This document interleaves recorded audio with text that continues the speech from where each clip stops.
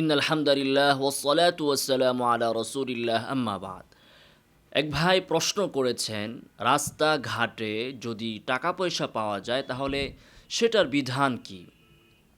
রাস্তাঘাটে বা অন্য কোথাও যদি টাকা পয়সা বা অন্য কোনো বস্তু পাওয়া যায় তাহলে তার বিধান হচ্ছে, তা যদি এতই ক্ষুদ্র হয়, কম মূল্যের হয় বা পরিমাণে স্বল্প হয় যে এটা নিতে অনুসন্ধান করতে মালিক আসবে না, তাহলে এটা গরিবকে সাদাকা করে দিতে হবে, কোনো দারিদ্র ব্যক্তিকে দান করে দিতে হবে।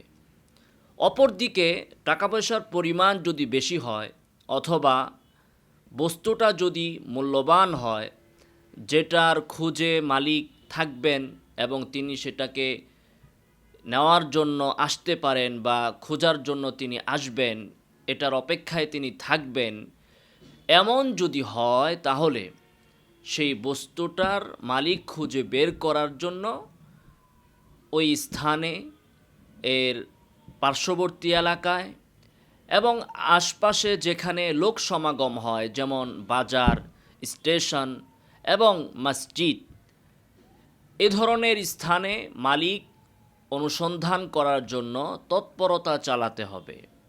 প্রাপ্তির ঘোষণা দিতে হবে যে একটি বস্তু পাওয়া গিয়েছে অথবা কিছু টাকা পাওয়া গিয়েছে। এভাবে প্রাপ্তির ঘোষণা দিয়ে মালিক খুঁজে বের করার জন্য চেষ্টা করতে হবে।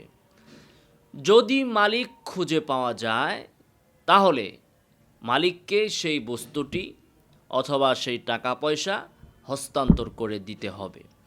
আর যদি চেষ্টা প্রচেষ্টা করার পরেও, ঘোষণা দেওয়ার পরেও মালিক খুঁজে পাওয়া না যায় এবং প্রবল ধারণা হয় যে এটা নেওয়ার জন্য মালিক খুঁজে পাওয়া যাবে না, মালিক খুঁজে পাওয়াটা আর সম্ভব হবে না, এমন যদি প্রবল ধারণা হয় তাহলে তখন এই বস্তুটি কোনো গরিব ব্যক্তিকে, দরিদ্র ব্যক্তিকে সাদাকা করে দিতে হবে, দান করে দিতে হবে। এক্ষেত্রে যিনি সেটা পেয়েছেন তিনি যদি নিজেই দরিদ্র হন তাহলে তিনি নিজেও এটা ভোগ করতে পারবেন।